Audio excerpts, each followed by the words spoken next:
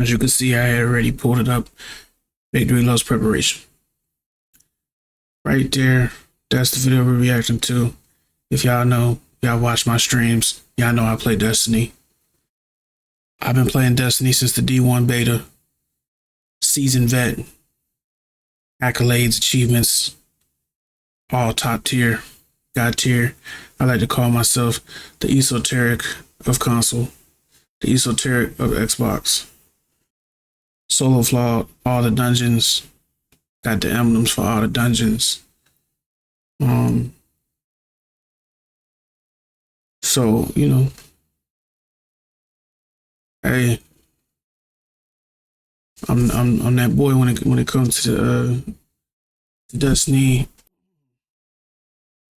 Used to go crazy in flawless and trials with the flawlesses, and then I stopped playing PvP. But anyways, I've been a huge Destiny fan for a while, but I'm starting to. This was gonna be my last year of playing Destiny. I want to move on from it. My plan was to finish with the final shape, finish strong.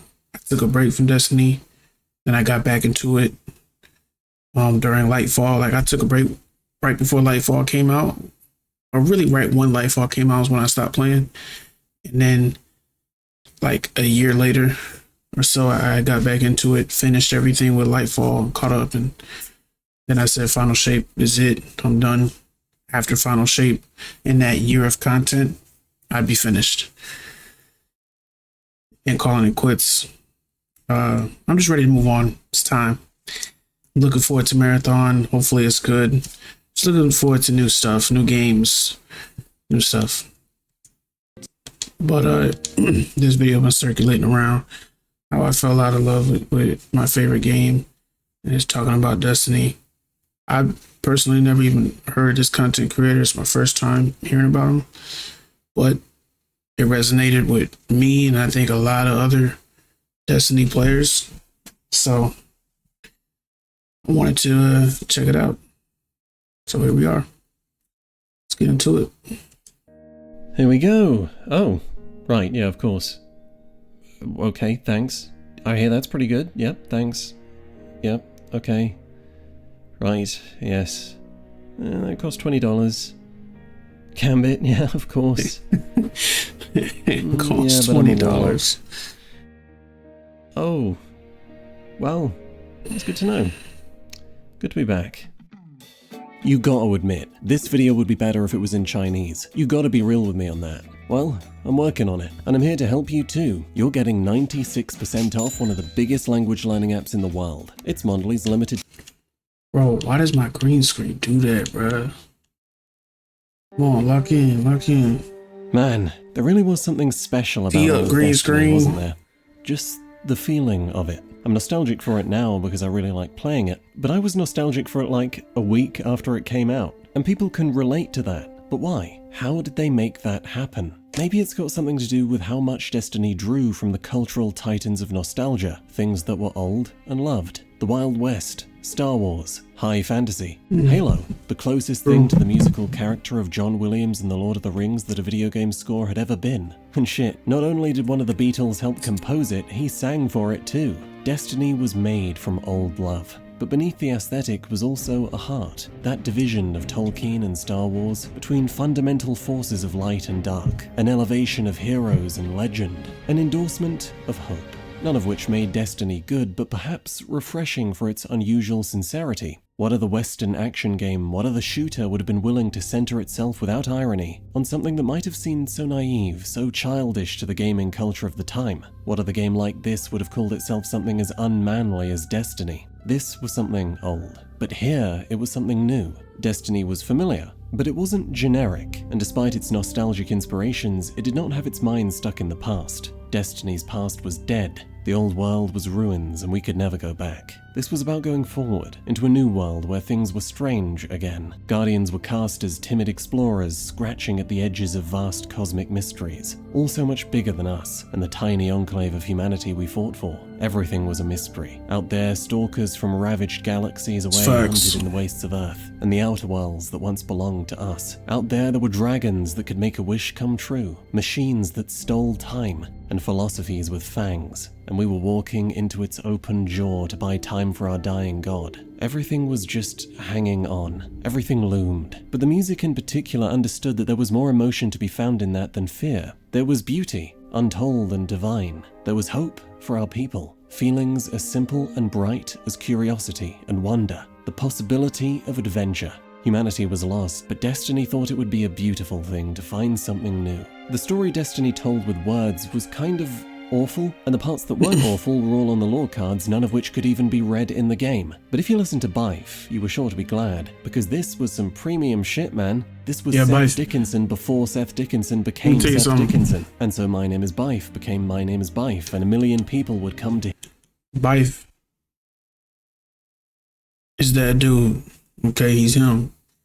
He's smart. He's a genius because he capitalized on the lore that everybody was so curious about and wanting to know more of, that the game itself was not telling you or showing you. Bife was. Bife was the guy to go to for the Destiny lore. And it worked. Look at the views. Look at the sauce. It worked. So he was smart for that. Hear it spoken. So rich it was in character, thinking, and mysteries, yet more and yet deeper, that the world we walked through in-game was filled from door to horizon with history, and most of all, with imagination. The world was new, and we had every reason to believe that when Destiny found its footing, one day, we would get to meet some of those imaginings, answer some of these mysteries. So I was willing to see beyond what I was shown, to believe in what wasn't really there. What added to the vibe was the fact that we were discovering the game itself too. Destiny was new and also not finished, which meant very little was explained, so to do things right we were forced to discuss them online. And the upside of that was that Destiny very quickly formed a strong community, strong bonds, as players were made to share in this communal feeling of discovery. It was true both of the gameplay and of the story. We needed Bife to read us the lore because there was no convenient way of doing it ourselves. We needed Datto to tell us how to complete the exotic quests because the alternative was agony. And we certainly needed someone to teach us how to do the raids, because apparently the most complicated encounters in the game didn't warrant so much as like a text box. I really do believe that at some point, Bungie became aware of the fact that they could unofficially outsource Destiny's tutorialization to its online community, and in one way that mattered, the game would actually benefit from doing so. This connection between content and community has only strengthened in the years since. The raid of the final shape being completed for the first time in the world, which is usually streamed as a race by major members of the community, was necessary to unlock the final mission for everyone else. The online community was, in this way, made a meaningful part of the narrative universe. That's a hell of a thing, and Bungie know it. They know how it appeals to people, to feel like they're a part of something. Destiny was the first MMO-like game to enter the AAA console sphere, so for many players, it was the first time a game had ever made them feel that way. I suppose if one word could truly unify what made Destiny special back then, it would be discovery. A world of wonder to be discovered together. When that magic was at its strongest, Destiny was my favorite video game. I think, and I still can't quite believe this, that was the most I have ever loved a video game. Sometimes I fear that I'll never feel that way about any game again, which is remarkable, really, because Destiny kinda sucked balls. The shooting was good, thank God, but the loot was bad, the balance was bad, the content was bad, the story, oh, that was bad. Nothing made sense. Shit, man, back then you could open a legendary engram and get a blue. The psychic damage that unleashed onto the world rivals the invention of the nuclear bomb. And yet, Destiny was loved, and Destiny lived, because the shooting was good, and there were friends, and a magic that not only made the game worth playing, but worth waiting for, worth hoping for. We all wanted to see Destiny become the game it was. Like, playing Destiny with no friends is kind of ass. Like, real. If you playing that motherfucker solo, it's kind of ass. You know what I mean? Like, that's how I've been playing lately. That's one of the reasons why I have, like, you know what I mean, grown to play it less is I don't have people to play with. I ain't been doing the raids no more. A lot of my friends stopped playing. You know, the people that I still play with are like not on it that much. It's just not a thing anymore like it used to be, where we used to schedule raids and everybody get on and then we go run PvP, and it's just not none of that no more. You know what I mean? So that's one of the reasons why I am falling back from it. Was meant to be. So few games get what it was given, a second chance. If I knew then that Destiny would survive even one more year, let alone 10, I would have been overjoyed. But if I had such a window to the future, then I would also have to know something terrible. That in 10 years' time, Destiny wouldn't be my favorite game. That it wouldn't even be a game I played. That Destiny would still be alive, but it wouldn't anymore be loved. For those of you who don't know, I used to make Destiny videos. My kind of awful critique of Destiny 2 Vanilla was one of the first videos that did well on my channel. Did it again for Forsaken, then again for Shadowkeep. I said I'd keep going, but I stopped. It wasn't because I wasn't interested. It's because I didn't know how to make the video I needed to make. I've tried, man. I've tried to write this thing 6 times since Shadowkeep. What came out was always some complicated haze of feelings that I could never properly tie into a full review of the current expansion. So, lucky number 7 then, with a simpler goal. I'm just gonna tell you why I fell out of love with what was once my favorite game. This video won't be a catalogue of everything the game's done wrong since launch, every reason someone might have fallen out of love. It's personal, it's my reasons, it's biased, it had to be. But maybe you'll see some of yourself in here too. And make no mistake, I'm not here to tell you Destiny is bad either, because it's not. Apart from all the bits which are bad, obviously, it's actually better than ever. I don't hate Destiny. I like Destiny, and I think it is good, but I used to love it. That's the difference. Yeah. For me, that's it facts. started with the story. The darkest fate that Destiny's imaginings would ever have to endure was entering the sphere of stories told by Destiny, the game. A border like an event horizon that when crossed renders things simple, hollow, and like this simile, kind of clumsily executed. And that's made painful by the times they do it right. Moments in The Witch Queen, the Vanguard arcs in the final shape. For the most part though, Destiny's characters are flat and predictable. There's a version of the darkness that's interesting, but it's not the one we get in the game. It's devoid, like the stakes, established by insisting upon them. Endless verbal reminders that if you don't stop the current thing, the world's going to explode. But even if they tried to make you believe that, they couldn't follow through, because a live service like this demands stability. It doesn't like to change. And we've gotten used to that now. We know that the potential for whatever we face to make something happen is limited. We know the traveler will be safe and the city will not be lost. We lose an ally. The helm drops out of the sky. But you don't believe in stakes beyond the small.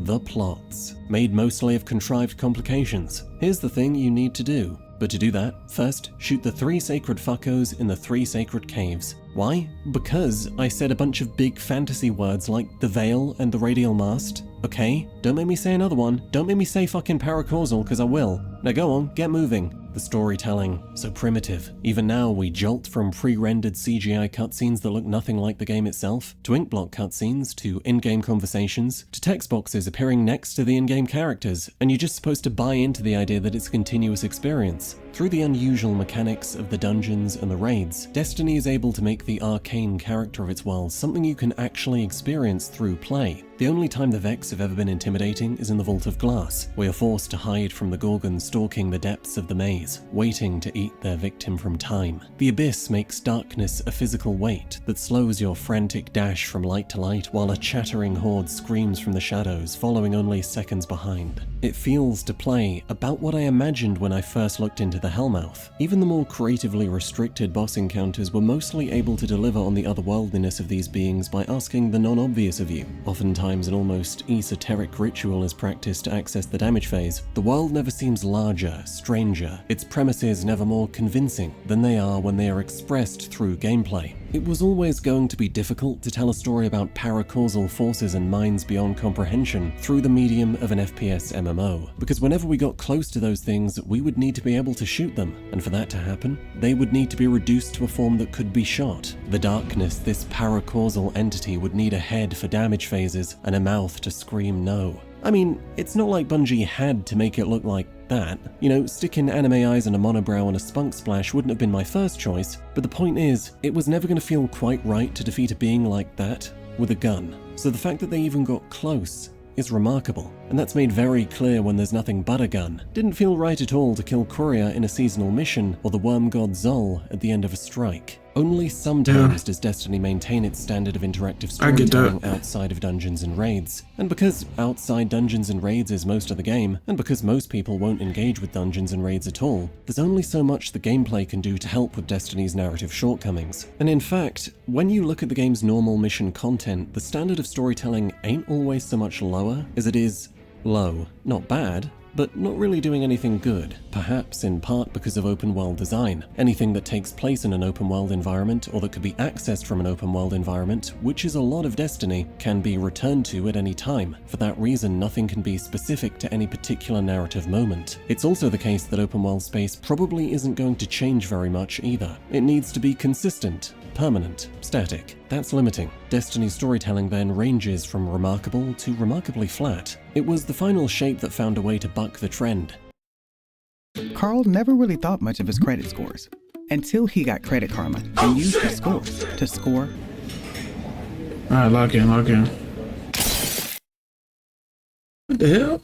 The Traveler's pale heart is made of memories and feelings given form by the light, so its face can have this narrative specificity while also being permanent and unmoving in the way open worlds like to be. Another exception would be Forsaken, when we swung open the doors to the dreaming city and came upon a world fractured. One, a usual static patrol space, linked by portals to the other, the Ascendant Plane, a space that could be anything Bungie wanted it to be, and they wanted it to tell the story of two wills at war, of two god queens and a dragon whose wishes came true. It was vast and so strange, and so it made you believe in the vastness and the strangeness of the beings behind it all. It did what the raids did, and it did that with space not tied to an open world. Yet, the same expansion showed us that the open world was not entirely inflexible. Every week, a consistent schedule, the kingdom changed, in every way that was practical for it to change. Music, color, skybox, what missions could be done, and as the city went about its loop, and you ventured back into the Ascendant Plane, the plot was unraveled. Interesting plotting that reflected the nature of the world. That was a rare thing. That was cool. And I'm not trying to say we should have had more things just like that. I'm certainly not saying I expected that standard consistently. No, I ain't gonna lie, Forsaken. Destiny was capable of delivering large narrative arcs in interesting ways. Forsaken still might be like the best expansion outside of dungeons and raids was not for Destiny 2. Which leaves me with the world at large. Turns out, the Traveler has an evil twin, a dark inversion. The Veil. It's the reason the Witness couldn't finish us at the first collapse, it's the way he'll do it this time. And it was introduced out of nowhere, and not once explained during the story it was invented to excuse, but the characters acted like all of this was obvious, which caused a bit of an outrage. So, a few months later, randomly and without context, we got an inkblot cutscene that explained the Veil and the true nature of the darkness. It was the most important revelation there had ever been, and it was an inkblot cutscene that was dropped randomly and without context. It's never felt like there's been a plan. The overarching plot of the Destiny saga has simply meandered towards an end, with some things focused on and others forgotten. There's no politics in the Lost City anymore. The factions have disappeared. The war minds turned out to be one war mind. They also turned out to be pointless. Yeah, I never understood why the factions disappeared. Like, I don't know if that was just laziness from Bungie. What? I don't know what that was about. They should have never got rid of the factions. It was just something extra to, I guess, identify yourself with or add more, add more depth or more character to your Guardian. You know what I'm saying? I don't understand why they got rid of that. And complexity within the ranks of the Cabal or the Vex is no longer discussed. The scale has shrunk. With it, complexity and nuance, qualities of this world that made it so interesting. But then consider the threat. The Vex should be the most significant threat we've ever faced. I know that, and I used to believe it too. It was easy then, because I had no evidence to the contrary. Now, things have changed, by which I mean nothing has changed. My evidence is that the Vex have just sort of spent the last 10 years waddling about the place doing bugger all besides getting their dicks knocked off whenever Bungie needs some emergency fodder. All this time, with all this nothing, has made them feel toothless and irrelevant. And a lot of this universe could now be thought of like that. The city has had a lot of time too. When Destiny began, humanity kinda was true. made to feel so small, the last flicker of a dying flame. That's not how we're made to feel anymore. In terms of art, or more tangibly, in terms of narrative, we've recovered so much of what was lost from the Golden Age, uncovered an existing Golden Age city, allied with half the known universe, and shot the other half in the face. So, it feels a bit weird that the last city is just still a pile of junk, that the original tower has not been repaired, that no one's bothered to fill in those giant fucking craters, or that we haven't expanded beyond the last city. Is there a lore reason for that?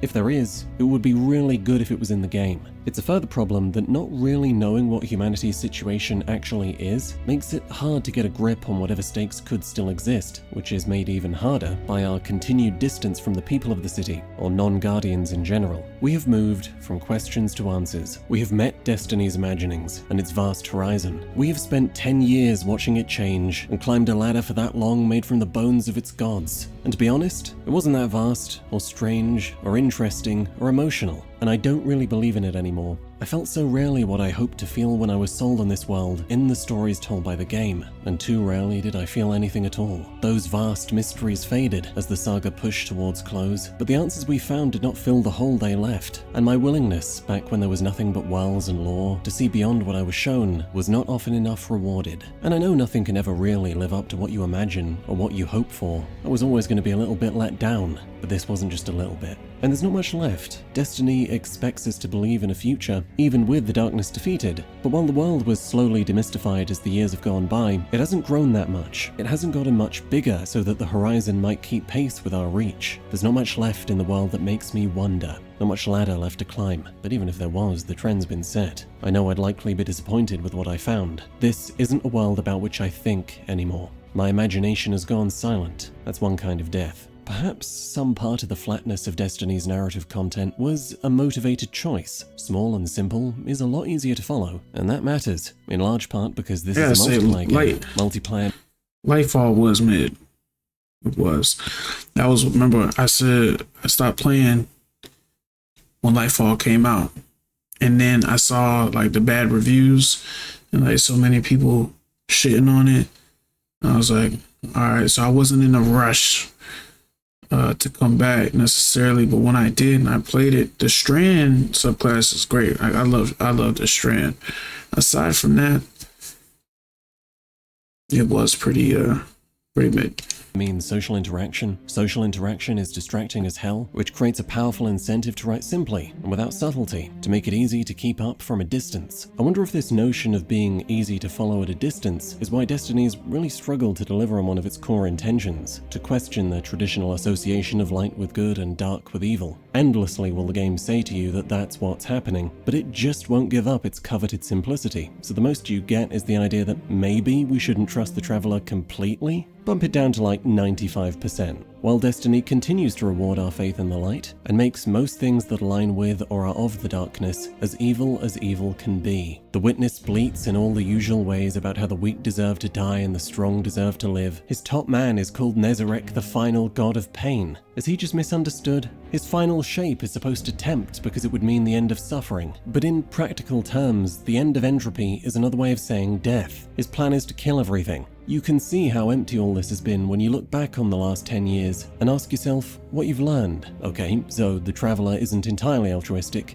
and there are some kinds of darkness that aren't inherently evil. But everything we believed at the start of Destiny 1 is basically still true. I'm guessing we also have Bungie's attempts to make their content attractive from a distance to blame for the worst expansion Destiny has ever seen. Lightfall. Everything about Lightfall is meant to be fun. It's 80s schlock, which is fantastic when you're trying to sell an expansion, but somewhat challenging when you're writing the penultimate chapter to the battle for the fate of the universe. The darkness had come. The Traveler was at knife point. This was bigger than Oryx, bigger than Riven or Savathûn. But Lightfall was irreverent. You didn't believe the danger because you couldn't feel it. Osiris was forced to relentlessly insist upon the stakes, because if he hadn't, it would have been easy to forget why you were there to begin with. But let's say Lightfall had come out when the overarching narrative stakes were low. One problem would still exist. Doesn't really feel like Destiny, does it? It's not mythic sci-fi, it's just sci-fi. The tone isn't a mix of dread and hope, it's largely frivolous. But really, that's the surface. What makes Lightfall feel out of place is the fact that it feels like the art is the product of influences outside Destiny's universe. In an immersive setting, it should be easy to explain the art using the setting. Europa can be explained rationally. A science and I forgot their names, but those characters were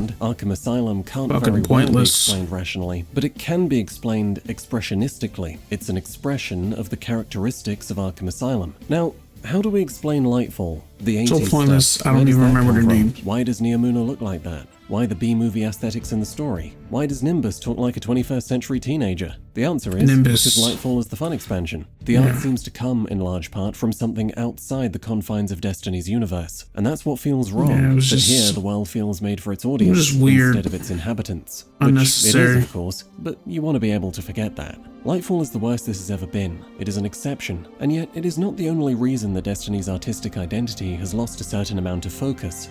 Tess S.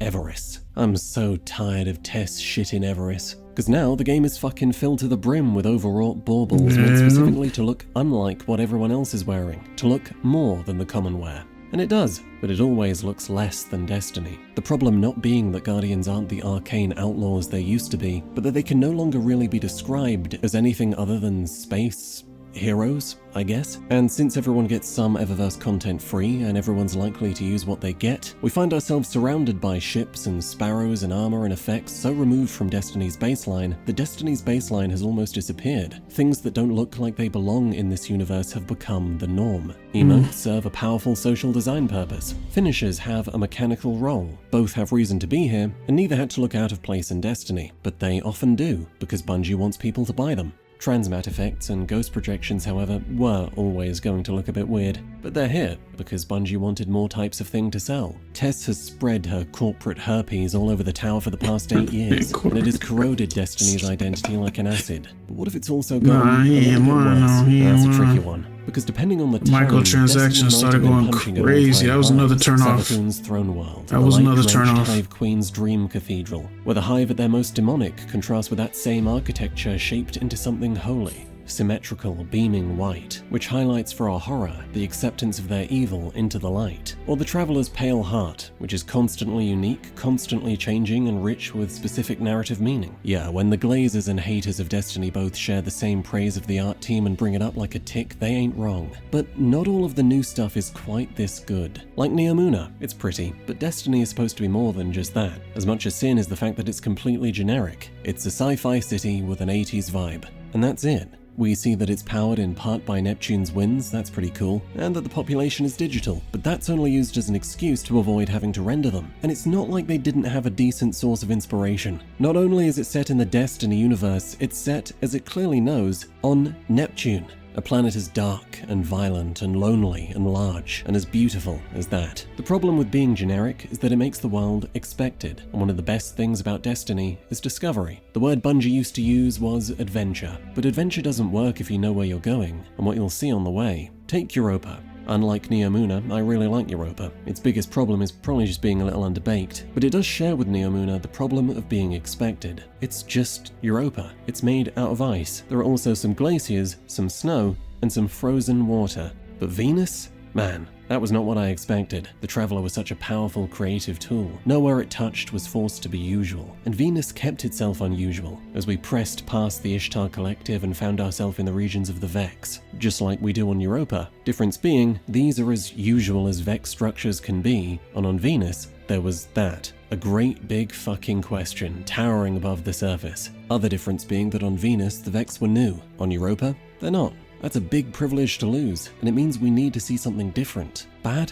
Never. Not even close. But we're not talking about the difference between good and bad. We're not even talking about something I don't like. We're talking about something I do like, that I used to love. Which brings me to the moon. On the surface, it's just the moon, right? Expected. Well, aside from the fact that this one structure is more interesting than anything on the outside of Europa, the answer to that is no. At Bungie, we really believe that mystery and adventure begin at the intersection of the expected and the unexpected.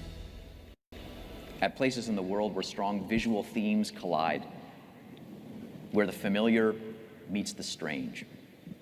So yes, the moon would be usual, but then it would crack, peel apart, a pale green light would seep up from below, and eventually your journey would take you spinning down a plug hole, a gaping abyss, the Hellmouth. The moon's great big fucking question, and it's so damn good at being a question. Fogged, dark and vast. What's at the bottom? How far does it go? Its promise of descent, darkness, trapped things. It's a mystery. It arrests the imagination. It begs for discovery. This vast contrast of the expected and the alien made both the more pronounced. That was a really neat trick. That made it hard to forget.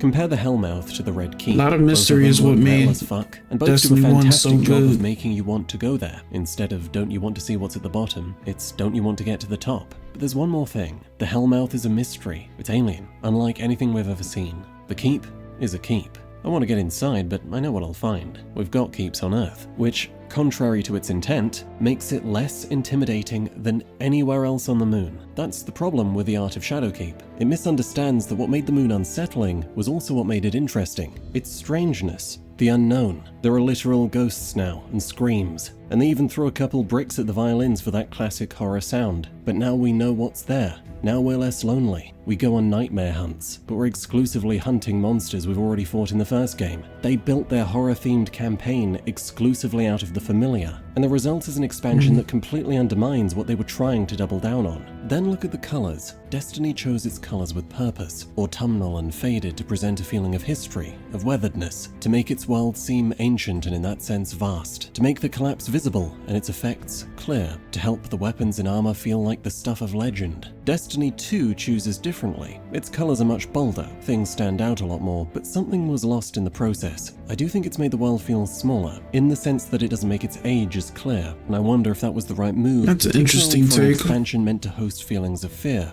Context can I make see what he's things worse saying, too. though. I The do. EDZ is small and plain, and there's not really anything interesting about it, but that was the right feeling for the Red War. You had been made small. You were cut off from the mythic grandeur of Destiny, but you're not supposed to feel that way anymore, so where does that leave the EDZ? It's kind of boring. I think I've made my point. I fell in love with the fiction of Destiny. It was beautiful and thoughtful, and it made me wonder. Now, it's a bit less beautiful and a lot less thoughtful, and it barely makes me wonder at all.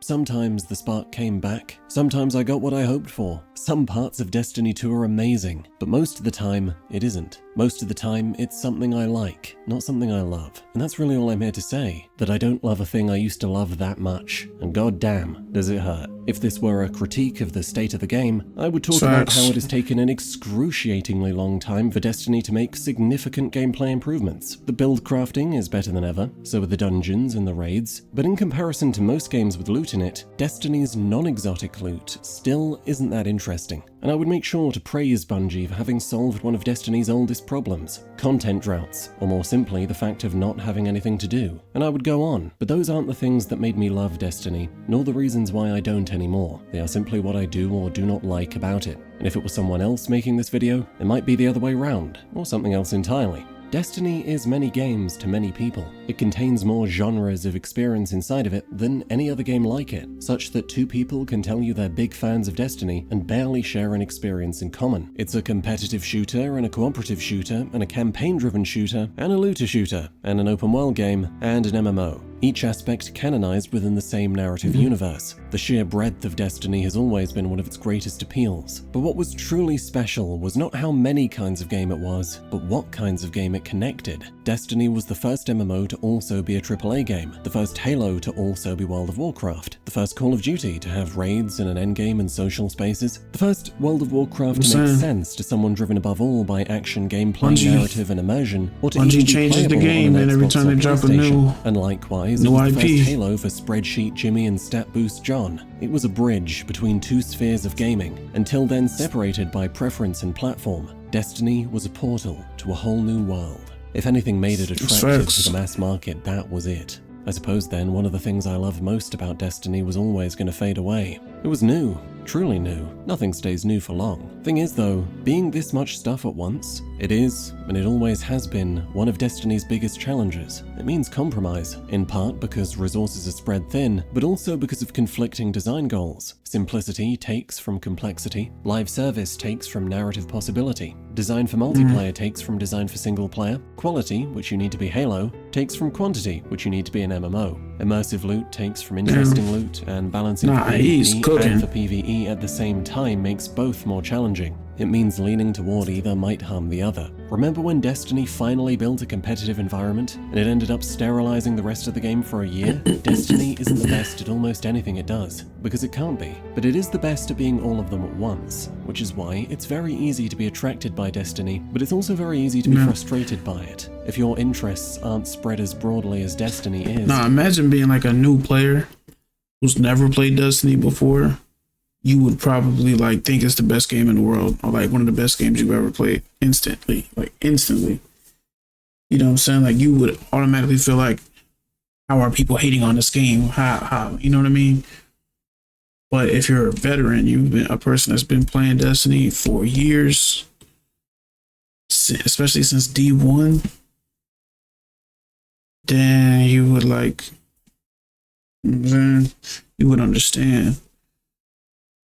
Can seem to take so long for the game to make progress. It can feel like you're paying more and more with each release to play a game that is probably worse than the relevant competition. There are so many people who felt that way. So many ways to feel it. Here's mine. Seasons fixed Destiny. They filled the gaps between expansions, lifted the content droughts that stopped the game from surviving as the MMO it wanted to be. But they also ruined Destiny for me. Seasons make major advancements to the story, but they are not like the campaigns. They're more of a content system, with loose narrativization that slightly advances week by week, and occasionally decent activities meant to be farmed. When they've done their job to be a 3-month treadmill, off they fuck. They're gone. Seasons are content, not quality. Not usually. It's rare that they have the time or the budget to tell their stories well. They're necessary, but for me, they present a difficult problem, because I'm not interested in playing a game like that. But I am invested in this story, so I can either come back for each expansion and feel like I've been left behind, or I can force myself to schedule Destiny, for fear of missing out, to flatten my interest and passion into a weekly session, the same way I schedule my chores. Destiny compromised. It was the right thing to do, and I do not blame it, but it left me behind. I couldn't care about this game like I used to anymore. The more seasons I missed, the more I felt like it was too late, and on that cycle went. Which leads me on to one of the biggest problems with modern Destiny. It's difficult to be a new player, but I'm not a new player. I am a lapsed player though, and much of what makes it hard to be a new player is also what made it a challenge for me to come back. Fact is, huge chunks of the story aren't in the game anymore. And it's not just the expansions now, it's the also gone seasons between them. So you can either accept that you'll always be slightly behind, or watch a 5-hour sermon from Bife. Who's Crow? Well, you can still do the first mission of Forsaken and find out that he used to be a prick, assuming of course that you somehow find out that you should do that. But the season where he became Crow is gone, so it's YouTube or nothing for that. Who's Mara? Who's Kaital? Who's Hawthorne? What happened to Osiris's ghost? Who even is Osiris? What doesn't help is the way you're introduced or reintroduced to the narrative. For the most part, you aren't. Certainly not in detail. You might be forced into the first mission of the current season without context, which you can't advance if you haven't bought the season, or perhaps the first mission of the latest expansion, which in this case is the finale of the entire Light and Dark saga. You might need to start from the beginning, and that's not pretty. That's fucking Shadowkeep, which is a problem of its own. Because, you know, it's fucking Shadowkeep. There are 2 main menus, the main menu and the main menu. There are 2 main hubs, the main hub and the main hub. Not only is there an overwhelming number of different kinds of progression, ranging from commendations to engrams to artifacts, aspects, fragments, triumphs, 12,000 currencies, all stuffed into different pockets of the 2 main menus, no one, and this is the big part, no one has any fucking idea what to do next. There are bounties, quests, story campaigns, Vanguard playlists, dungeons, seasonal activities. There are weekly nightfalls, onslaughts, battlegrounds, legends. What do any of these words mean? In most games, the open world sections are the basic and foundational place to be. But in Destiny, as it turns out, they're totally useless. How are you supposed to know that? No one knows what's best for them, or what they're progressing towards. That is Get true. more power? For what? The raids? Once you get to the end game of like whatever season you're in, those open world areas, ain't nobody going to that unless you have no choice, because like it's part of a quest that you got to do. That's the only reason you're going to a area on the planet. But honestly, end game, niggas ain't doing that, bro. Niggas is doing raids. people who like PvP still will play PvP, and people doing dungeons and grandmasters. That's it. All right. As good as it gets at that point. About the dungeons. Which dungeons are current? Gear is where things get even more troublesome. It's impossible to tell without external guidance what weapons and armor are good, or what specifically makes them good. It's important to know, more important for Destiny than for most looters, because Destiny is quite heavily driven by difficult endgame content. It's important to have a build that is good, and it is not uncommon to be kicked from LFGs for having a loadout that isn't in line with the current meta. I said before that I suspected that Destiny had become aware of the fact that it could outsource its own tutorialization to content creators, and I said that there was an upside. Here is the downside. Content creators create content for large, stable audiences, the biggest in this case being one that takes most of their game knowledge for granted. There are like 40 guys on YouTube making daily videos on how to min-max your Guardian's sperm count, and there's a couple of videos for people who know almost nothing. But there is a vast distance between those extremes, and a million ways to be lost therein. When Destiny was new and nothing was explained, everyone was lost in the way you were lost. Today, no one is lost quite like you. It is difficult to get into Destiny. It's like putting on a wetsuit in a coffin. It's difficult to come back to Destiny. It's like putting on your Spider-Man pajamas in a coffin. And I didn't fall out of love with Destiny because of that, but it made it a lot harder for me to fall back in love with it. So now we can talk about the final thing. Basically, I got tired of the game screwing me over. I guess I got lucky. Like when I came back, honestly, I didn't miss too much when I came back. It was still a grind because I had to get the strand on all three of my characters and all that because I have one of each. Was it still a grind? Sure. But I didn't miss like too much. You know what I'm saying? And then they did that one event thing. I forgot what it was called. Where it was just like everybody was brought up to speed. You know what I'm saying? I think when they came out with the onslaught, they brought everybody up to speed or whatever. So that definitely helped. That helped. I'm not gonna lie. It would have been a crazy grind if it wasn't for that.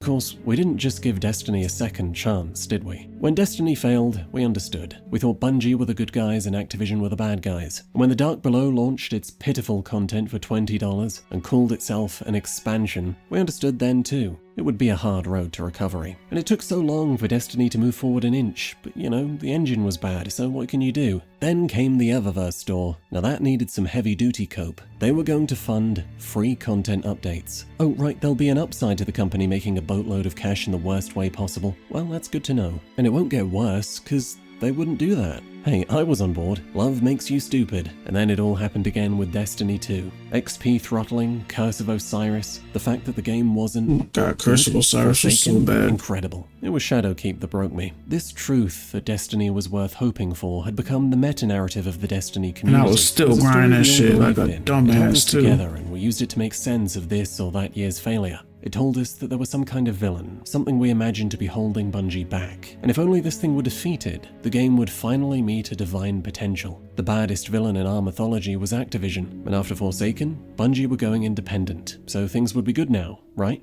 No one really knew how, and it never really made any sense, as if, with Activision gone, as well as Activision support studios, Bungie would somehow be able to make more content, figure out how to tell a story, or want less money. But that's the thing, we believed it anyway. Reality was besides the point. The point was believing in Destiny. Then, reality came. Shadowkeep dropped. It introduced free-to-play and battle passes, and a hollow, charmless campaign too short yet still stretched out, utterly uninteresting in gameplay, and mostly made of content we already had. There were a few good missions, some bangers from Michael Salvatore and the music Mandem, mostly I thought Shadowkeep was decent. Often worse than it was the first time, and it costed $35, and the meta-narrative just found a new villain. It was because they were also developing free-to-play or something. Shadowkeep was bad. I thought it was That doesn't change the fact that this thing that costs a lot of money isn't very good. It was then I believed there was nothing we would not accept. I mean, there'd be some complaint, but when the next trailer dropped, it would be like nothing happened. So I felt voiceless, paralyzed, and I just stopped, looked away. When I looked back, it turned out that I was half right. The process continued without me. In the Destiny of today, there are droughts of loot while the microtransaction store bursts at the seams. We can pay money for in-game advantages. That battle was lost long ago. But I think my favorite thing is the Dungeon Pass. $20, one-time payment each year. The price of some games for 2 levels of Destiny. And of course, if you just want one of the two, Yeah, I gotta admit, when I came back to playing Destiny and I had to get I got the Lightfall expansion, I had to buy the dungeons. I had to do it. That was like one of my main things, like incentives to keep playing Destiny, honestly, was the dungeons. Solo flawlessing the dungeons. So, I had to do it. Sorry. And all of this is true in a game where expansions are more expensive than ever. And to keep up with the story, you'll need to pay $10 for the seasons 3 times a year, making this one of the most expensive gaming hobbies it's possible to have. How do you think the Destiny community that was once outraged at the taking being too expensive would react if they could see this now? And all for a game that is still only sometimes good. And it is sometimes good. If you want to experience a solid third of Destiny 2's good, you can't, because Forsaken is now in the Destiny content vault, which is to say, it's gone. Oh yeah, that's another thing. Removing paid content. Not to be downloaded separately. Gone as in fucking gone, man. As in you can't play it anymore. I'm sure it would have been difficult to solve this was problem. crazy. Since that content was beloved and costed a large amount of money, I sure hope that they tried really hard. But the thing is, none of this means that I was right. I thought this would keep happening, that it would get worse. But I also thought that people would just keep taking it. They didn't. It's been too long. The meta-narrative ran out of villains and ran out of future to promise. The things we understood as the things we were building towards. The end of the Light and Dark saga, this 10-year journey. They got close, and as they did, the impression that Destiny was becoming had to be replaced by the acceptance that Destiny had become. Destiny is no longer hoped for. With the end of Destiny's narrative, its meta-narrative ended too. Destiny's problem today is spiritual. It's the result of 1,000 cuts. Not all of them are about the game itself. Some of them are about what's happened outside it. The CEO collecting classic cars while his company crumbled. The fact that PvP was just abandoned while money and talent were siphoned from Destiny to fund Bungie's other trend-chasing projects. And then there's all the people who lost their jobs. I don't know if there's a future where those jobs survived. I don't know the economic facts, but I do know what was said. I know that among the laid off was Michael Salvatore, which is a bit like deciding to lose weight by cutting out your own heart. A company that doesn't understand that cannot comprehend the immaterial, is blind. And now hollow, it feels like. And it seems unlikely that company would be capable of making the Destiny I want to play. Don't get me wrong, I'll give them a chance. But you have to understand, my heart's not in it anymore. I mean, when you've got laid off community managers, people who represented Bungie as humanity, ranting about their experiences on Twitter, that does some deep spiritual damage, man. That's rough. That's going to be hard to repair. And I think that cut those last few threads of connection I had. So now you know why I don't love Destiny anymore. I fell out of love with the world. Then it just kept kicking my teeth in. I don't blame it for parts of that, but for a big part, I do. That's why I stopped making Destiny videos. That's what I've wanted to say for the past 6 years. Yeah, it feels good to have finally done it. But Destiny is struggling right now, and that doesn't tell us why. At least, not alone. Destiny is struggling to survive because of other people. Other people who could have made a video like this. Other people who've fallen out of love with Destiny for their own reasons. Some of those reasons were inevitable. One of them was good. The story ended. And it actually ended kinda well. And it's hard to survive a good ending. Destiny is also old. I mean nothing more than that. It's an old game, and it ages faster than most because it demands constant attention and the gameplay is good. But people get tired of good things too.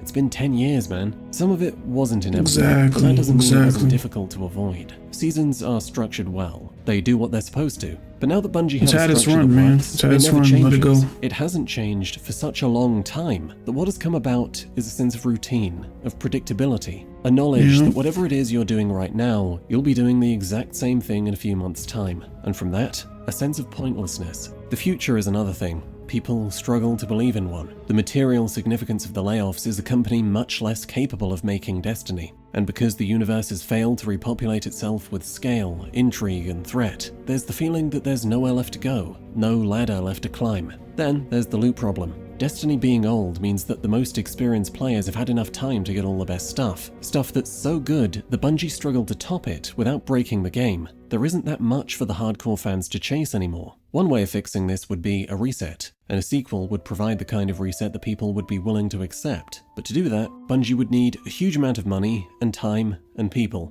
none of which they have. So you look to things besides weapons and armor for players to pursue, like titles, which Destiny has, housing, which Destiny doesn't, or best of all, character customization, which Destiny decided to lock behind a microtransaction store. Good move in the short term, bad move in the long term. But if Destiny really does die, what will deliver the final push is its inability to replace its aging population. It's how goddamn tough it is to be a new player. It's how hard it is to play Destiny. When Frontiers comes out and the game is forced to host incomplete chunks of the second half of the old saga, and also the beginning of the new saga, it will become even harder. If anything can kill this game, that's what will do it. And if it dies, it'll deserve to.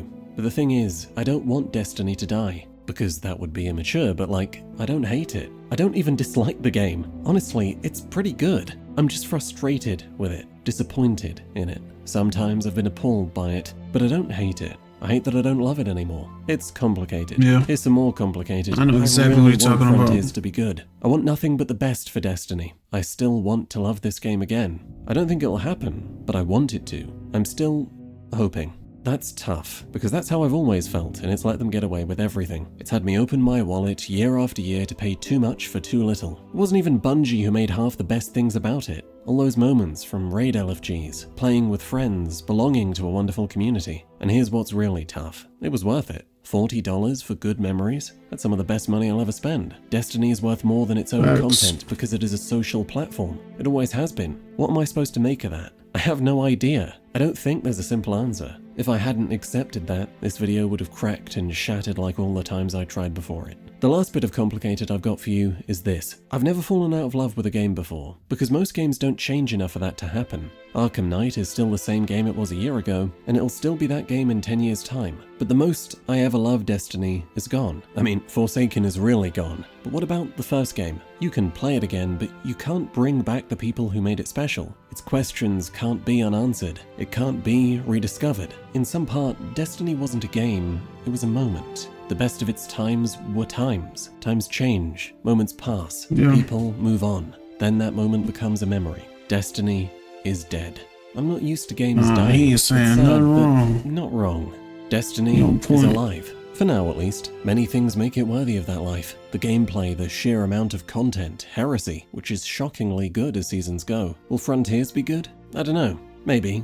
Kinda doubt it, but I hope so. I hope they figure out the loot problem and the PvP. I hope wherever we go, it's a world of Don't get me wonder started and on that thought, PvP, and nothing boy. like the I places doubt we it. used to. I hope I can't help but fill it with I imagination, doubt and that it. eventually we'll get answers that are big and strange and Just said interesting, like PvP. in the game, not on PvP Byte's is YouTube channel. cooked, And if my that boy. happens, I believe the rest will follow suit. I believe there'll be people again, and love, cooked. and its flaws will be worth tolerating. I hope it'll make everyone happy, even though that's not possible. I hope Destiny will get to be a moment worth being there for again, but I will not let hope lure me into another raw deal. And if it's none of those things, I'm okay with that now. Destiny, I let you go.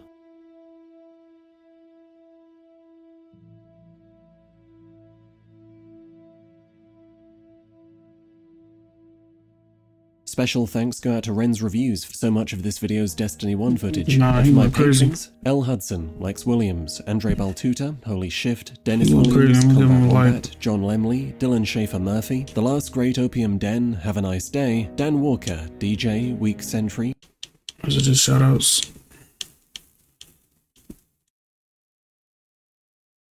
Nah, he was spitting. No cap. Yeah, that's it. Yeah, he was spitting. Not gonna lie. He was spitting. He hit the nail right on the head, man. I pretty much figured he would.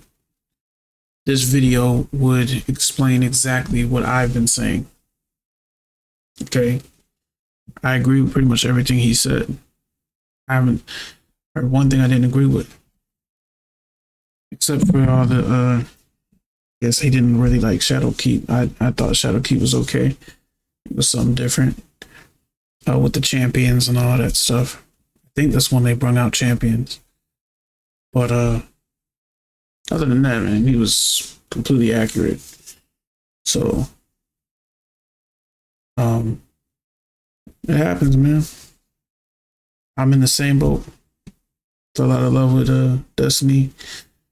It's been a long run. I'm ready to move on and play different games. I think they should just like leave it. You know what I mean? Like I don't think Frontiers is needed. I'm sure there's some people that would hate to hear me say that, but I don't think it's needed. They're gonna drop it anyways. I mean, you know, they don't give a fuck about what I think. But I'm just saying, like, let it go, man. Move on. Pump all your resources into Marathon. That's what I would have done. The thing is, you gotta know when to end things. That's why it has nothing to do with Destiny. One of my favorite TV shows of all time is Breaking Bad. You know why? Not only was it a great story, great acting, all of that, but they knew when to end it. Breaking Bad easily could have had 10 seasons because of just how good it was. People would have watched. Right? But they had 5, I believe. And they knew where to end it. A lot of TV shows you see start going down the drain and get work because they don't know when to end it. They want to drag it and keep it going and going and going. And when they don't need to keep going. Know when to end it. And I feel like this would have been the perfect way to end it. But no, they gotta drag it with more. You know what I'm saying? And now Frontier is supposed to be smaller content. It's just like, bro, let it go. That's my opinion. But he sounded like he still gonna try Frontiers. I said, if Frontiers don't blow me away, if it don't blow me away, I'm not done. I'm done. Once I wrap up everything I need to do in Heresy, which I'm pretty close. Once I wrap that up, I'm done. Plus, we don't even know when Frontiers is coming out. There's not even a date on that. But still, if it doesn't blow my socks off, I'm not getting it. And eventually, I'm gonna uninstall Destiny because, like, what's the point? It shit's like 168 gigabytes or something like that. Take on man space. You know what I mean? But yeah, man, I don't have. Maybe I might make my own video and explain in depth how I feel about it. Or maybe not. He pretty much said it for me. You know what I mean? It damn sure wouldn't be as good as his for sure, or as long. But yeah, man, that was a good video. It was a good video.